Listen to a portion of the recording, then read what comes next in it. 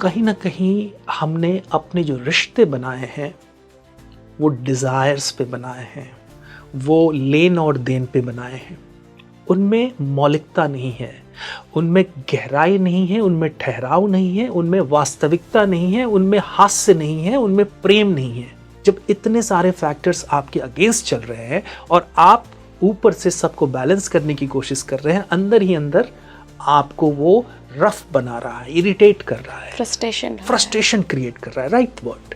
और इस फ्रस्ट्रेशन का जो गुबार है वो एंगर के रूप में हो रहा है। और ये एंगर एक मिनट में या 60 सेकंड में कह लें, आपकी उस अमूल्य धरोहर जिसको हम कहते हैं द प्राणिक एनर्जी, उसको आपसे निकाल के बाहर कर देता है। ओह, प्राणिक हीलिंग से हमें फायदे क्या क्या मिलते हैं? इसका सबसे बड़ा फायदा है कि हम अवेयर होना शुरू हो जाते हैं। जितने भी खराब कर्म हैं, बैड डीड्स हैं, आपने देखा होगा वो अनअवेयरनेस में हो रहे हैं। जिस मोमेंट में आपके प्राण का ह्रास होना शुरू होगा, लॉस होना शुरू होगा, उस वक्त आप देखेंगे कि आपके दोनों श्वास चलने लगे हैं, राइट से भी लेफ्ट से भी, और धीरे धीरे वो शिफ्ट हो जाएगा लेफ्ट की तरफ या राइट की तरफ। चांसेस हैं वो लेफ्ट की तरफ शिफ्ट हो जाएगा।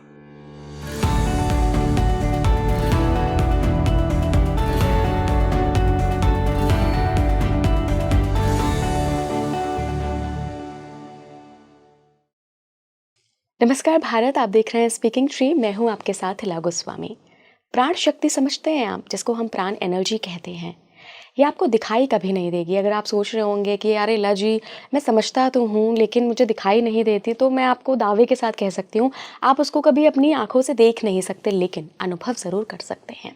कई बार ऐसा होता है कि हम बिल्कुल ड्रेन्ड फील करते हैं, सब कुछ लाइफ में ठीक चल रहा है, आपकी हेल्थ ठीक है, आपकी नौकरी ठीक है, आपका बिजनेस ठीक है, लेकिन कुछ ना कुछ एनर्जी की कमी रहती है। दरअसल ये आपकी प्राण शक्ति होती है जो धीरे धीरे कई कारणों से वीक पड़ती जाती है। तो ऐसे कौन से कारण हैं जिनके वजह से आपकी प्राण शक्ति वीक होती है? साथ ही आपको ऐसे कौन से संकेत मिलते हैं, चाहे वो मेंटल लेवल के हों, चाहे वो फिजिकल लेवल के हों, जो बताती है कि आपकी प्राण एनर्जी पूरी तरह से खाली हो चुकी है, ड्रेन हो चुकी है? आज के जो मेरे एक्सपर्ट हैं, उन्होंने प्राणिक हीलिंग के वो एक्सपर्ट हैं और इसी पर पूरी चर्चा करी है कि कैसे प्राणिक हीलिंग के ज़रिए आप अपनी लाइफ फोर्स को, अपनी प्राण शक्ति को बढ़ा सकते हैं और क्या कुछ अचीव कर सकते हैं। मैं बहुत बहुत स्वागत करना चाहूँगी श्री कौशल गुरुजी का। गुरुजी, बहुत बहुत स्वागत है आपका स्पीकिंग ट्री पर। नमस्कार। आज हम आपके विषय, जिसमें आपको एक्सपर्टीज़ है, बहुत लोगों को हील किया है आपने प्राणिक हीलिंग के ज़रिए, आज हम प्राणिक हीलिंग पर बात करेंगे। सबसे पहले मैं अपने दर्शकों के लिए जानना चाहूँगी, चूँकि आप इतने केसेस देख चुके हैं, इतने लोगों को हील कर चुके हैं, गाइड कर चुके हैं, किसको प्राणिक हीलिंग की बहुत ज़्यादा ज़रूरत है, ये कैसे पता लगाया जाता है? क्या कुछ संकेत होते हैं जो लोगों को डेफिनेटली इस वक्त जो सुन रहे हैं उनको समझने चाहिए और पॉइंट आउट करना चाहिए? जी, बहुत ही सुंदर प्रश्न है और आपके इस प्रश्न के माध्यम से बहुत लोग इससे लाभ प्राप्त करेंगे। हाँ, संकेत हैं। पुनः मैं कहूँगा 5 संकेत हैं और इन 5 सिंबल्स या संकेत को हम अपने जीवन में फाइंड आउट कर सकते हैं कि वो हैं या नहीं। पहला सिंबल है अच्छा खाना खाते हुए, अच्छी जगह रहते हुए भी हमारे अंदर में ऊर्जा की कमी हमेशा निरंतर महसूस हो रही है।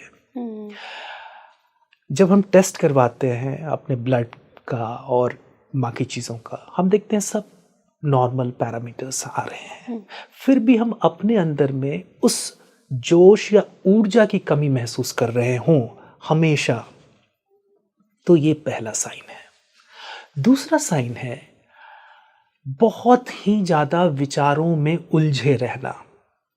हम ध्यान भी कर रहे हैं, हम सब कुछ कर रहे हैं, फिर भी हम हमेशा अपने आप को विचारों में उलझा हुआ महसूस करते हैं। ये कहीं ना कहीं दर्शाता है कि हमारे प्राण की ऊर्जा जो है वो कम से कमतर होती चली जा रही है। तीसरा, तीसरा संकेत है चेहरे का तेज बिल्कुल निस्तेज हो जाना, खत्म हो जाना। बजाते हम अच्छा खाना खा रहे हैं, अच्छी लाइफस्टाइल जी रहे हैं, हमारे पास सब कुछ प्रचुर मात्रा में है, फिर भी हमारे चेहरे का तेज कहीं ना कहीं ख़त्म हो रहा है, ख़राब हो रहा है। ये बहुत ही बड़ी बात है। तब हमें समझना चाहिए कि हमारी प्राणिक ऊर्जा बहुत ही कम हो रही है। चौथा, जब अनायास ही हमें नींद में सपने दिखने लगे, विचित्र सपने जिनका आपसे कोई लेना देना नहीं, आपने दिन में उनके बारे में सोचा भी नहीं, फिर भी ऐसे सपने अगर हमें निरंतर देखने को मिले या हम देखना शुरू करते, तो कहीं ना कहीं हमें ये समझना चाहिए कि हमारी प्राण की ऊर्जा कम हो रही है। पांचवा संकेत है कि जब हमारा मन अपनी निम्न चक्रों पे जाके अटक जाए, यानी हर समय लस्टफुल थॉट्स या आइडियाज आते रहें, तो ऐसे में हमें समझना चाहिए कि कहीं ना कहीं हमारी प्राण ऊर्जा जो है ऊपर की हो जाए, या एक नॉर्मल होने की बजाय वो बहुत ही लो ग्रेड होती चली जा रही है। इस लो ग्रेड प्राण ऊर्जा के कई सारे आयाम हैं। जब हमारी प्राण ऊर्जा निम्न होना शुरू होती है, लो होना शुरू होती है, तो ये आपके पूरे के पूरे अस्तित्व को बदलना शुरू कर देती है। अस्तित्व से मेरा मतलब है कि आपकी जो एक एग्जिस्टेंस है उसको बदलना शुरू कर देती है। आप जो हैं व्यक्ति के रूप में, आप जो सोचते हैं, आप जो करते हैं, ये सब को प्रभावित करती है, और अंतोगत्वा at last it changes your identity. अब आपका दूसरा प्रश्न था कि इसको हम कैसे ठीक करें, प्राणिक किनको जरूरत है प्राणिक ऊर्जा की। तो हमने ये समझ लिया, ये 5 संकेत हैं। जिनको भी इन 5 संकेत के अलावा भी कुछ संकेत आ रहे हों, या ये 5 संकेत नहीं आ रहे हों बल्कि कुछ और भी संकेत आ रहे हों, जैसे कि किन्हीं के जीवन में हमेशा कुछ ऐसा घटित हो रहा है जिसकी उन्होंने कल्पना भी नहीं की थी, अच्छे तौर पे नहीं, बुरे तौर पे, आकस्मिक रोग, आकस्मिक कोई घटना, उनको समझना चाहिए कि उनके प्राण का आयाम बहुत ही छोटा हो रहा है और उनको प्राण की ऊर्जा को या प्राण को बढ़ाने की आवश्यकता है। क्या एंगर इशू भी इसमें एक बड़ा संकेत हो सकता है? बहुत बड़ा, आपने बहुत सही बात कही है। एंगर, मैं समझता हूं anger is the mother of all demerits, all faults. क्रोध एक, देखिए, अंत में सब कुछ एक ऊर्जा ही है। अब उस ऊर्जा को जिस सांचे में आप ढालते हैं वो उस सांचे में ढल जाता है। एंगर जो है एक शॉर्ट मैडनेस है। जब एंगर आता है तो आपकी सारी ऊर्जा उबाल मारती है और बेलगाम घोड़ों की तरह भागना शुरू करती है। इंद्रियों का कोई वश नहीं रह जाता है उन पे, आपके मस्तिष्क का कोई वश नहीं रह जाता है, आपके कॉन्शियस का कोई वश नहीं रह जाता है। इंद्रियां बेलगाम घोड़े की तरह भागना शुरू करती हैं और इस शॉर्ट मैडनेस में आप सोचने, समझने, विचारने की शक्ति खो बैठते हैं। और जब आप अपनी इस प्रचुर ऊर्जा को ऐसे खोना शुरू करते हैं तो ultimately that is a loss of prana, that is a loss of that eternal energy.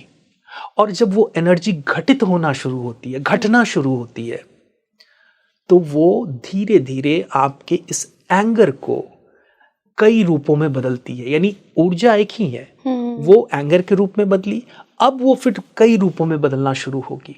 तो अब होता क्या है, इसको थोड़ा समझने की जरूरत है, क्योंकि आज के जमाने में anger is the biggest issue. बिल्कुल, इवन एंजाइटी से भी ज्यादा एंगर इशू है।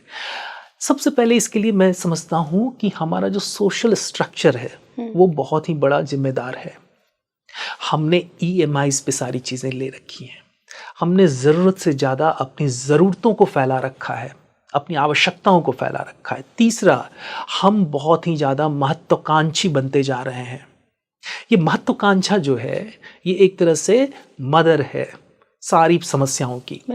चौथा, हमने अपने ऊपर अपनी क्षमता से 100 गुना ज्यादा बोझ डाल रखा है। अगर हम इसमें थोड़ी सी बातें और भी जोड़ लें तो कहीं ना कहीं हमने अपने जो रिश्ते बनाए हैं वो डिजायर्स पे बनाए हैं, वो लेन और देन पे बनाए हैं। उनमें मौलिकता नहीं है, उनमें गहराई नहीं है, उनमें ठहराव नहीं है, उनमें वास्तविकता नहीं है, उनमें हास्य नहीं है, उनमें प्रेम नहीं है। और जब इतने सारे फैक्टर्स अपोजिट होंगे, जब इतने सारे फैक्टर्स आपके अगेंस्ट चल रहे हैं और आप ऊपर से सबको बैलेंस करने की कोशिश कर रहे हैं, अंदर ही अंदर आपको वो रफ बना रहा है, इरिटेट कर रहा है, फ्रस्ट्रेशन क्रिएट कर रहा है। राइट वर्ड, फ्रस्ट्रेशन क्रिएट कर रहा है। और इस फ्रस्ट्रेशन का जो गुबार है वो एंगर के रूप में हो रहा है। और ये एंगर एक ही मिनट में, 1 मिनट में या 60 सेकंड में कह लें, आपकी उस अमूल्य धरोहर जिसको हम कहते हैं द प्राणिक एनर्जी, उसको आपसे निकाल के बाहर कर देता है। ओह, यानी आपके सेविंग अकाउंट में 100 रुपए है, एंगर एक बार में उन 100 के 100 को खर्च कर देता है। गुरुजी, क्या यही कारण है कि जब भी हमें गुस्सा आता है तब भी हम एकदम ड्रेन्ड फील करते हैं? ऐसा लगता है शरीर से कुछ निकल गया है। बिल्कुल बिल्कुल, क्योंकि जब हम एंगर के स्टेट में होते हैं तो हमारे नर्वस सिस्टम पे इतना दबाव पड़ता है, हमारी जो सिंपैथेटिक नर्वस सिस्टम है वो एकदम से प्रज्वलित हो जाती है, सारा टेक ओवर कर लेती है और वो एक स्थिति बनाता है फाइट एंड फ्लाइट की। और शरीर की तमाम ऊर्जा जो भोजन पचाने में लगी हुई है, जो सोचने में लगी हुई है, जो सांस लेने में लगी हुई है, जो हृदय को धड़काने में लगी हुई है, वो सारी की सारी एक जगह इकट्ठी होकर और इस ज्वालामुखी का रूप ले लेती है। यानी समझिए आप कि उस स्थिति में आपके नर्वस सिस्टम पे कितना ज्यादा लोड पड़ रहा है, आपकी हार्ट बीट कितनी ज्यादा बढ़ गई, आपकी सांसों की जो गति है वो कितना बढ़ गई, और ये एक मैडनेस, एक हैबॉक क्रिएट कर रहा है। तो आपने अभी कहा कि एंगर जो है, एक बार रिपीट करें उसको, ड्रेन्ड फील करते हैं। यस, इसीलिए हम एंगर के बाद जब हम थोड़ा सा ठहराव आता है तब हम अपने आप को ड्रेन्ड की जगह पे मैं एक शब्द का उपयोग करूंगा जिसको हम बोलेंगे निस्तेज। और निह और तेज को अगर हम जोड़ दें तो हम बोलेंगे निस्तेज महसूस करते हैं। यानी कि हमारा तेज, यानी कि हमारा ऑरा, हमारी शाइन, वो सारी खत्म हो जाती है एक ही बार में। And that's why we feel drained. Pranic healing के बारे में थोड़ी सी बात करते हैं। देखिए, प्राणिक हीलिंग का जो मैं स्वरूप समझता हूँ वो समझता हूँ कि प्राणों का प्राण के द्वारा उसकी मरम्मत करना। प्राण की जो हीलिंग है वो दवाइयों से नहीं हो सकती, वो सिर्फ शब्दों से नहीं हो सकती। जैसे आग को जलाने के लिए हमें आग की आवश्यकता पड़ेगी, चाहे वो किसी भी माध्यम से वो निकले आग, तभी हम आग को प्रज्वलित कर पाएंगे। इसी प्रकार प्राण पे जमे हुए उस धूल को या प्राण की उस लोअर टेंडेंसी को जब हम ऊपर बढ़ाना शुरू करते हैं, जब उसकी सफाई करना शुरू करते हैं, दैट इज प्राणिक हीलिंग। इसके कई मोडालिटीज़ हैं, इसके कई रूप हैं, इसके कई प्रकार हैं, इसमें कई सारी चीज़ों के द्वारा हम इसकी हीलिंग कर सकते हैं, जिस पे हम आगे चर्चा करेंगे।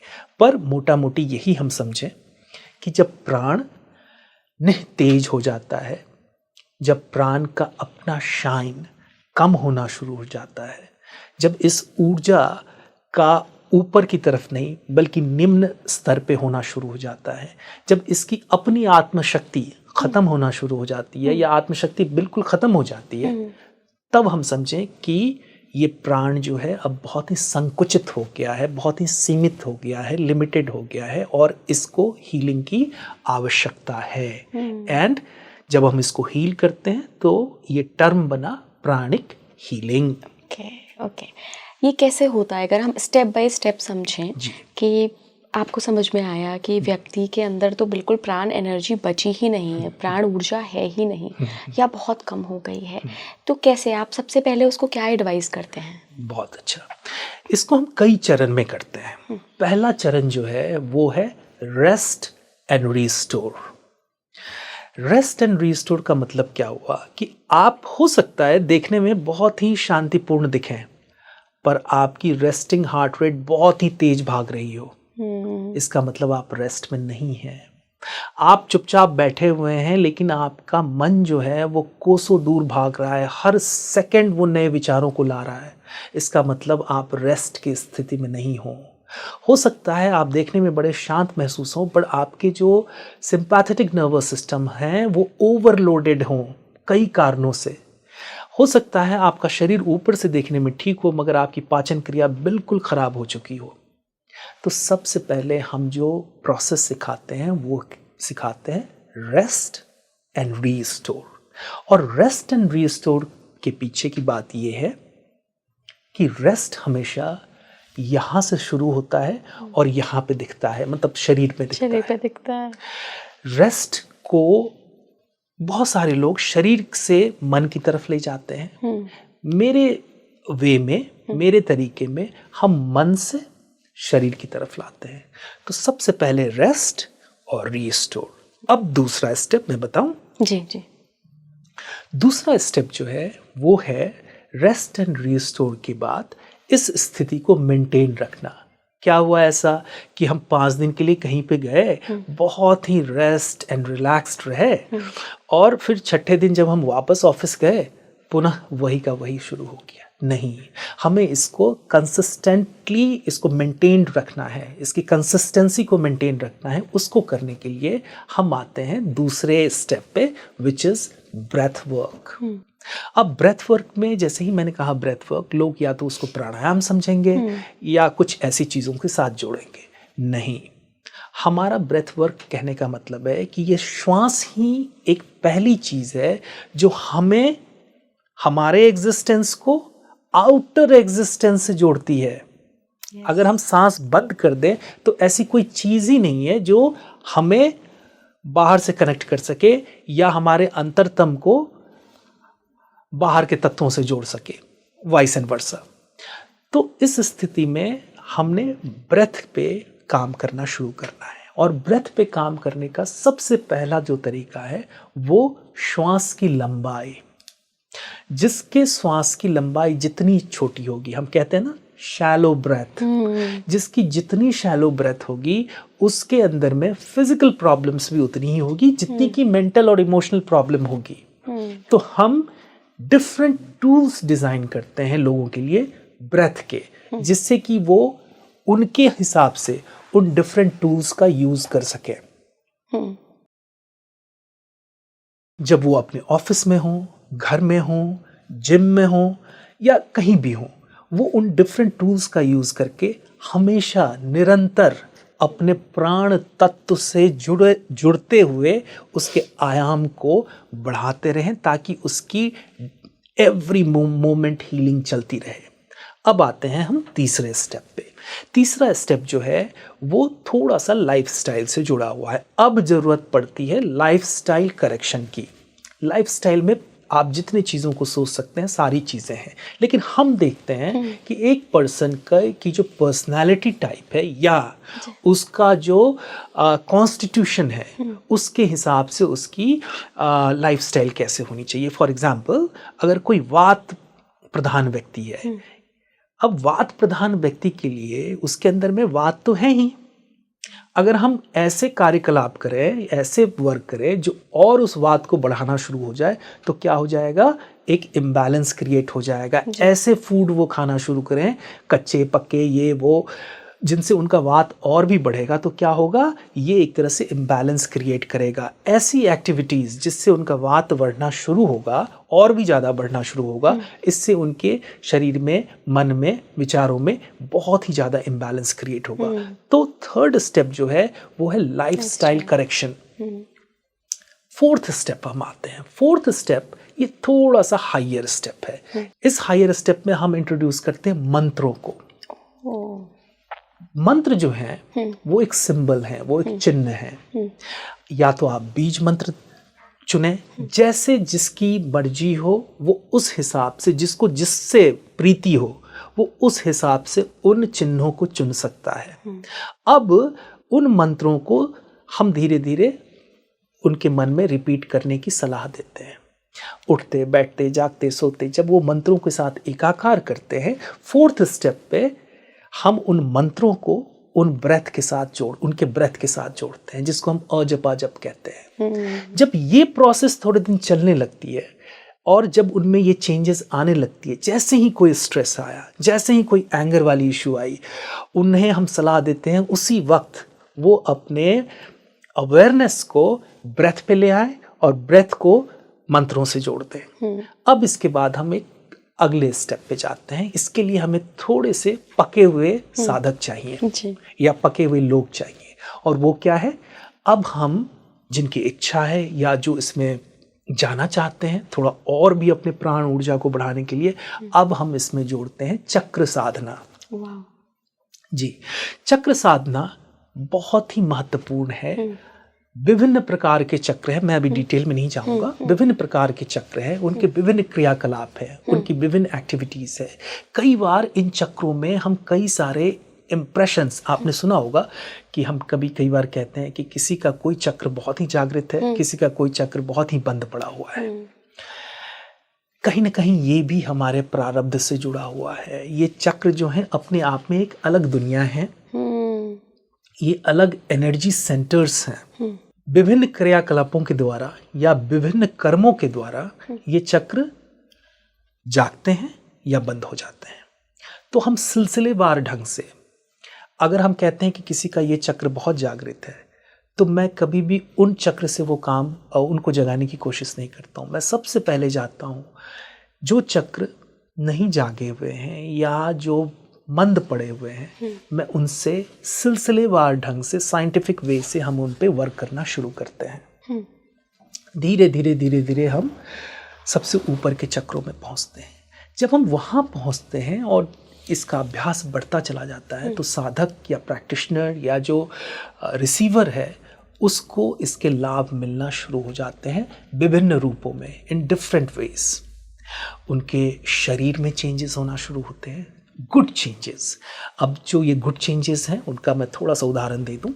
जैसे जिनको बहुत ही ज़्यादा स्वेटिंग की प्रॉब्लम होती है वो कम होने लगती है, क्योंकि पहले ही हमने लाइफस्टाइल को सुधार दिया था, ब्रीदिंग हमने डाल दी थी, अब उनके ये सारी चीज़ें होने लगती हैं। दूसरा कि उनके स्किन, और स्किन क्या है, स्किन एक रिफ्लेक्शन है आपके मन का भी, सिर्फ आपके शरीर का नहीं, आपके मन का भी। जब आपने देखा है ना, चाहे किसी का चेहरा कैसा भी क्यों ना हो, लेकिन जब वो खुश होता है, प्रसन्न होता है, खिल जाता है। Yes, how that happens. तो ये कहीं ना कहीं मनः स्थिति को दर्शाता है। तो अब जब हम चक्रों पे आते हैं तो इसमें बहुत सारी चीजें जुड़ी हुई हैं, सिर्फ चक्र ही नहीं है, इसमें कुछ स्पेसिफिक बॉडी पॉस्चर्स भी हैं, कुछ स्पेसिफिक ब्रीदिंग टेक्निक्स भी हैं, कुछ स्पेसिफिक चीज़ों का हम यूज़ करते हैं। जैसे हम कुछ क्रिस्टल्स का यूज़ करते हैं, डिफरेंट कलर्स का यूज़ करते हैं, डिफरेंट मंत्रास का यूज़ करते हैं, और धीरे धीरे हम इसको परिष्कृत करते चले जाते हैं।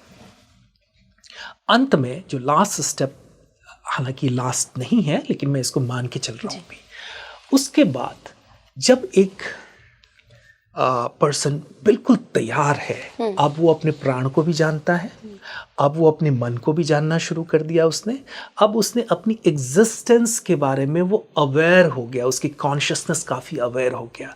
अब हम शुरू करते हैं एक्चुअल में प्राण प्रवाह। अब ये प्राण प्रवाह क्या है?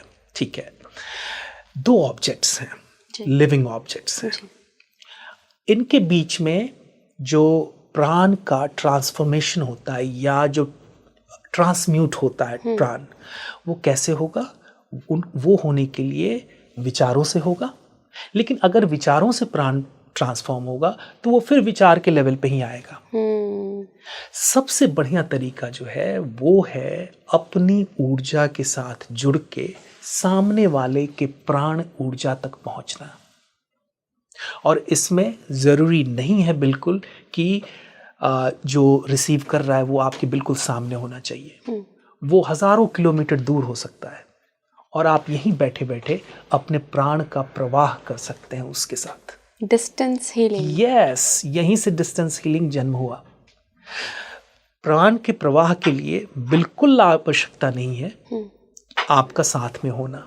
आप विश्व के किसी भी कोने में हो और जो ट्रांसमिट कर रहे हो वो कहीं भी क्यों ना हो। इसके लिए जो सबसे बड़ी और आवश्यक बात है वो है silence. The inner silence is Paramount.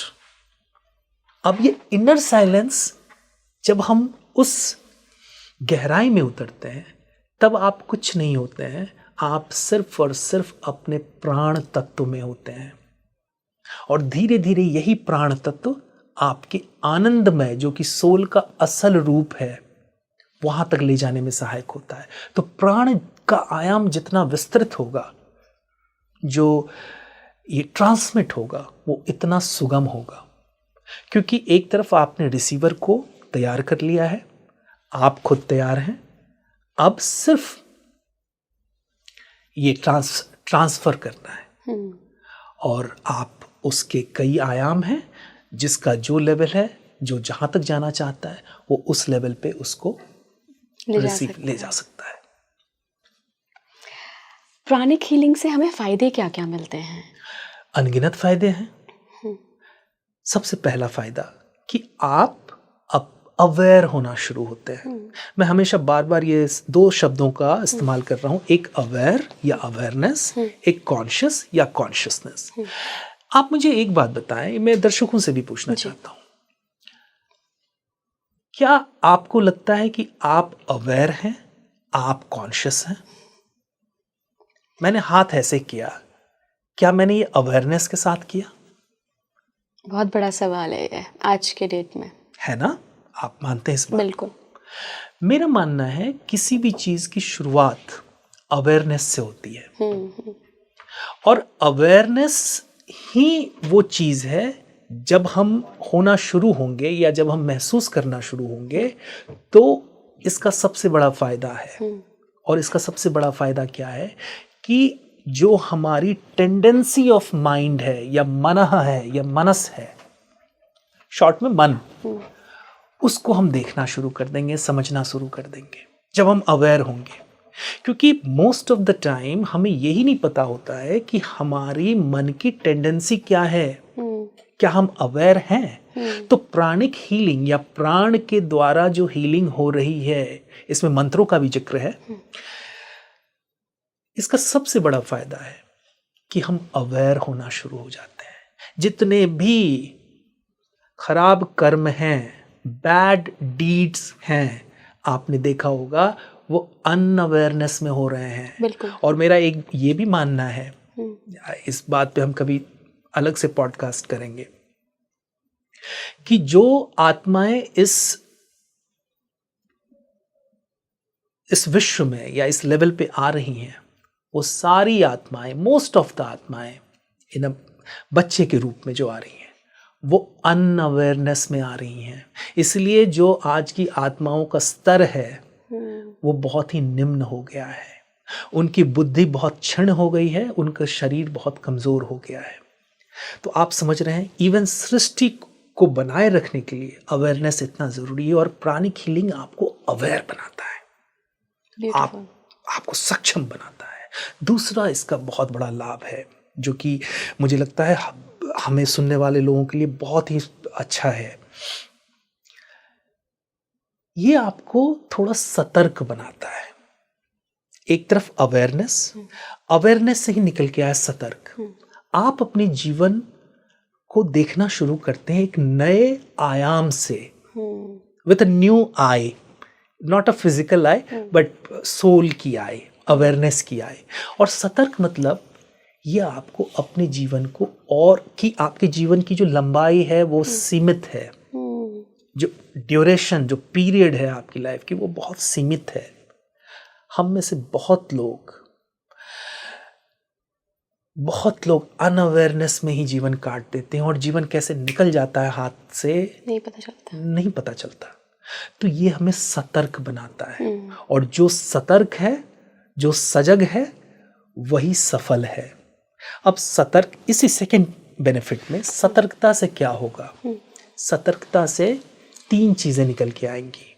एक, आपका शरीर काफी स्वस्थ होना शुरू हो जाएगा। आपको पता है, आप सतर्क हैं, आप सजग हैं कि आपके शरीर के हिसाब से क्या चीजें आपको अपने शरीर में डालनी चाहिए या नहीं डालनी चाहिए, आपको किस प्रकार के लोगों के बीच में उठना बैठना बोलना चाहिए, ये भी सतर्कता से ही आएगा। तीसरी बात, आपको अपने जीवन का लक्ष्य मिलना शुरू होगा, ये भी सतर्कता से ही आएगा। क्योंकि जब आप अपने आप को थोड़ा सा अलग हटाना शुरू करते हैं, थोड़ा सा अवेयर होना शुरू करते हैं, तो आपको आपकी जो एक्चुअल ऊर्जा है वो दिखनी शुरू होती है, लक्ष्य दिखना मिलना शुरू होता है। अब मैं जाऊंगा थर्ड बेनिफिट पे। ये सारे बेनिफिट जो मैं बोल रहा हूं, ये बहुत सारे लोगों ने पहले भी अनुभव किया होगा। ये थर्ड बेनिफिट जो है कि आपका जो ऑरा फील्ड है वो कंप्लीटली चेंज होना शुरू होता है। मुझे इसलिए थोड़ी सी हंसी आ गई, बहुत पहले की बात है, मैं छोटा सा एग्जांपल दूंगा। बहुत पहले की बात है, तो एक प्राणिक हीलर जो कि मंत्रों के द्वारा करते थे, उनसे किसी ने पूछा कि क्या आपको मुझ में भी संभावना दिखती है? तो उन्होंने मुस्कुराते हुए जवाब दिया, अपार संभावना, बहुत सुंदर, बहुत अपार संभावना। तो जिन्होंने ये प्रश्न पूछा, उनको ये बिल्कुल समझ में नहीं आया कि ये कैसे कह रहे हैं कि मेरे अंदर में अपार संभावना है, क्योंकि ना तो मेरा शरीर स्वस्थ है, ना मन स्वस्थ है, फिर कैसे अपार संभावना है? कोई नहीं, जो गुरुजी थे उन्होंने कहा कि ठीक है, कोई नहीं, आप बस 3 महीना मेरे साथ रहो, जैसे मैं खाता हूँ, जैसे मैं रहता हूँ वैसे रहो, और आप ये प्राणिक हीलिंग मैं आपको दूंगा, आप बस वो करना शुरू करो, लेना शुरू करो। 3 महीने के अंदर में उसी व्यक्ति का जो सेल्फ डाउट से घिरा हुआ था, उसका आभा मंडल ऐसा हो गया कि उसके घर के लोगों ने भी पहचानना बंद कर दिया उसे। इतना सुंदर, इतना प्रफुल्लित, फुल ऑफ पॉजिटिव थॉट्स। तो आपका ऑरा फील्ड इतना ज्यादा बढ़ जाता है, और इस बढ़े हुए, आप पूछेंगे नहीं कि इस ऑरा फील्ड का क्या क्या लाभ है? हाँ, बिल्कुल। So increased aura field in a good way हमेशा अट्रैक्ट करता है एबंडेंस को, प्रचुरता। भले ही उस व्यक्ति के पॉकेट में 5 रुपया भी ना हो, लेकिन उसके इस विस्तृत आभा क्षेत्र से, ऑरा फील्ड से, he can attract anything and everything. बिल्कुल, बस उसको सोचने भर की देर है। और ये सिर्फ सुनी सुनाई बातें नहीं है, ये मैंने कई बार एक्सपेरिमेंट करके देखा है कि ऐसा सोचा और उस क्षण तो नहीं, लेकिन अगले ही कुछ दिनों में वो चीजें घटित हो गई, और बहुत सारे लोगों ने ऐसा फील किया होगा। तो उस मोमेंट में, उस वक्त में उनका ऑरा फील्ड इतना विस्तृत था, और उनके थॉट्स उतने ही पॉजिटिव थे, सकारात्मक थे। दूसरा जो इसका बहुत ही अच्छा लाभ है, वो लाभ है मनः स्थिति पे, मेंटल स्टेट पे। जब ऑरा फील्ड बढ़ता है, अच्छा होना शुरू होता है, सबसे पहली बात जो बदलनी शुरू होती है वो होती है आपका मेंटल स्टेट। आप कल तक जिस मेंटल स्टेट में थे, अगर वो mental state full of anger था, फुल ऑफ एंजाइटी या एंशियसनेस था, फुल ऑफ सप्रेशन था, अब वो फूल की तरह खिलना शुरू हो गया। सप्रेशन कल की बात हो गई, डिप्रेशन तो उसे होगा ही नहीं। और कुछ और बेनिफिट्स, जिसमें एक और मैं नाम लेना चाहूंगा, कि वो जिस जगह बैठेगा या जाएगा उसकी खुशबू बिखरेगी। ऐसा नहीं है कि लोग उससे जलेंगे नहीं, एनवी नहीं करेंगे, पर उसका कुछ उससे हानि नहीं होगी, क्योंकि आप सिर्फ अपने ऑरा फील्ड को अच्छा करना नहीं जानते हैं, बल्कि उसको कैसे प्रोटेक्ट करें वो भी जानते हैं।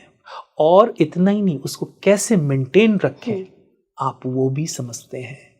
और इसका श्रेय मैं देता हूँ अपने भारत के उन महान ऋषियों और संतों को, जिन्होंने प्राण पे इतनी ज़्यादा कमान रखी, प्राण को इतने नज़दीक से समझा और प्राण की इतनी अच्छी व्याख्या की।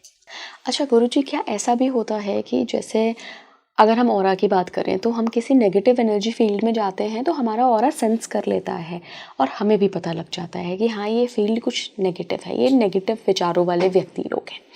क्या प्राण शक्ति के साथ भी ऐसा होता है कि अगर कोई बहुत ही नेगेटिव व्यक्ति है, बहुत हमारी लेग पुलिंग कर रहा है, हमें नीचे गिराने के, आपने एनवी शब्द यूज़ किया, अगर बहुत ज़्यादा एनवियस है हमारे लिए, तो क्या वो हमारी प्राण शक्ति को भी ड्रेन करेगा? एक सामान्य आदमी जो बहुत ही पॉजिटिव है, जिसका प्राण ऊर्जा बहुत ही अच्छा है, लेकिन उसको तरीके नहीं पता है टू प्रोटेक्ट हिज हर प्राणा, उसका तो ड्रेन होगा, कोई भी नहीं रोक सकता है। जो आम बोलचाल की भाषा में आपने सुना होगा, जो नजर लग गई, हाँ, ये सब जो चीजें होती हैं वो क्या होती हैं? वो यही तो होती हैं। और ऊर्जा का एक नियम है, वो हमेशा पॉजिटिव से नेगेटिव की तरफ भागती है, ऊपर से नीचे की तरफ आएगी। पानी को ऊपर ले जाने के लिए कितनी आवश्यकता होती है, मोटर की, इलेक्ट्रिसिटी की, पर ऊपर से नीचे आने में उसको कुछ भी नहीं चाहिए, है ना? तो ये ऊर्जा का एक ये नेचर है। तो जो बहुत ही प्रफुल्लित है, ऊर्जा से भरा हुआ इंसान है, जिस मोमेंट में वो निगेटिव ऊर्जा के संपर्क में आएगा, अगर उसको अपनी ऊर्जा को बचाना नहीं आता, प्रोटेक्ट नहीं करना आता, निश्चित तौर पे उसकी ऊर्जा का ह्रास होगा। एक दो टिप्स आपसे मैं लेना चाहूंगी कि कैसे हम अपनी प्राण शक्ति को प्रोटेक्ट करके रखें। बिल्कुल, आपके माध्यम से मैं दर्शकों को भी ये बताना चाहूंगा कि दो नहीं, मैं दो बहुत कम हो जाएगा, तो कम से कम मुझे 4 बताने दीजिए। जी बिल्कुल। पहला, आप सुबह और शाम ध्यान में बैठना शुरू करें। ध्यान से मेरा तात्पर्य ये है कि सिर्फ आंख बंद करके नहीं, या तो आप किसी मंत्र को सुने, या आप किसी अच्छी किताब को पढ़ें, या आप बिल्कुल अपने श्वास पे अपनी अवेयरनेस को ले जाएं। यानी ध्यान से मेरा यहाँ पे मतलब है to increase the awareness and become aware, अपने अवेयरनेस को बढ़ाना और जागरूक रहना, ये पहली विधि है। इससे क्या होगा, जैसे ही आपकी ऊर्जा का ह्रास होना शुरू होगा, आप अवेयर हो जाएंगे। पहली चीज अवेयरनेस है। दूसरा, कई सारे तरीके लोगों ने बताए हैं, मैं जो दूसरा तरीका बताता हूँ वो बताता हूँ कि जो मंत्र जो आपने सीखा, लिया, या किसी गुरु ने दिया, या आपके फैमिली ने दिया, उस मंत्र को आत्मसात करना, उस मंत्र को एटलीस्ट मॉर्निंग और इवनिंग में कम से कम 108 बार जाप करना, या उस मोमेंट में जहां लग रहा है कि मैं नेगेटिव फील्ड में गिर चुका हूं, उस मंत्र का जाप मन ही मन शुरू कर देना, बहुत ही अच्छा तरीका है। तीसरा, श्वास। मेरी बात लिख लें, दर्शक भी लिख लें। जिस मोमेंट में आपके प्राण का ह्रास होना शुरू होगा, लॉस होना शुरू होगा, उस वक्त आप देखेंगे कि आपके दोनों श्वास चलने लगे हैं, राइट से भी लेफ्ट से भी, और धीरे धीरे वो शिफ्ट हो जाएगा लेफ्ट की तरफ या राइट की तरफ। चांसेस हैं वो लेफ्ट की तरफ शिफ्ट हो जाएगा। और आप अगर थोड़ा सा अवेयर हैं तो आप महसूस करेंगे कि मोस्ट ऑफ द टाइम आपका एक ही साइड ऑफ ब्रेथ चल रहा है, या तो राइट साइड का या तो लेफ्ट साइड का। इसका मतलब है कि you are losing your precious pranic energy. जी, you are losing your precious energy. अब इसको ठीक करने के लिए हमें पुनः श्वास की क्रिया करनी पड़ेगी। तो क्या है, आप 12 घंटे या 10 घंटे एक कागज पे लिख लें, एक पेपर पे। सपोज आप मॉर्निंग में 6 बजे उठे, तो 6 बजे से 7 बजे, क्योंकि ऐसा माना जाता है हर 1-1.25 घंटा पे आपकी ब्रेथ चेंज होती है, बदलती है। आप लिख लें 6 से 7 का टाइम, 7 से 8 का टाइम, 8 एवं प्रकार जब तक आप बेड पे जाते हैं रात को। और उसके बगल में लिख लें राइट एंड लेफ्ट, और उस कॉलम में टिक लगाते चले। आप देखेंगे अगर उसका फाइंडिंग्स ये आता है कि एक तरफ की नॉस्ट्रिल बहुत ज़्यादा चल रही है, तो अब आपको ये पता है कि एक तरफ की मेरी नॉस्ट्रिल ज़्यादा चल रही है। अब उसके बगल की नॉस्ट्रिल, ऑपोजिट नॉस्ट्रिल को आप चलाना शुरू करें। जैसे फॉर एग्जाम्पल मेरी अभी लेफ्ट चल रही है, ठीक है, मेरी राइट चल रही है। अभी कुछ देर पहले मेरी राइट चल रही थी, और आपकी अभी राइट चल रही है, मेरी अभी लेफ्ट चल रही है। मुझे लेफ्ट को बंद कर देना है,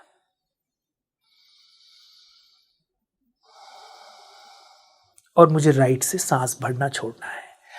और इसको एक्टिव करने के और भी तरीके हैं जो संभव नहीं है यहाँ बताना, और इसको थोड़ी थोड़ी देर पर करते रहे।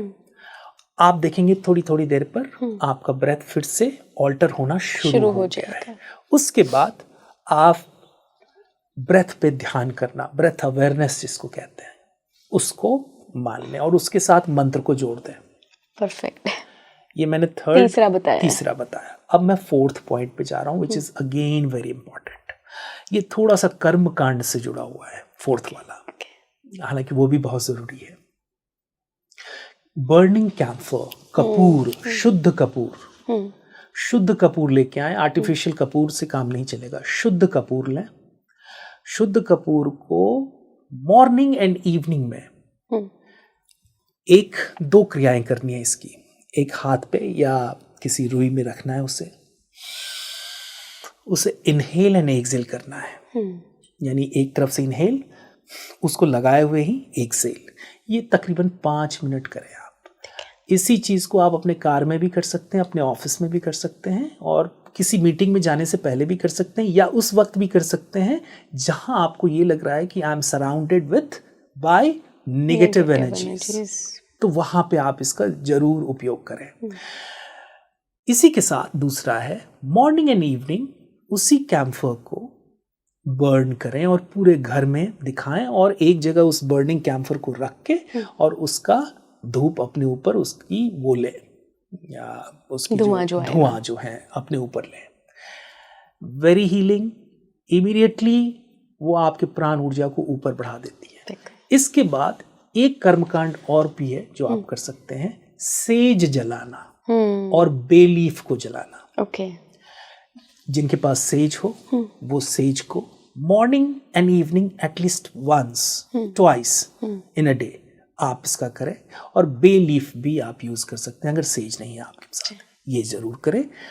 अंतिम 5वां, ये भी थोड़ा सा कर्मकांड से है मगर बहुत ही हैंडी और उपयोगी है। गंगा जल।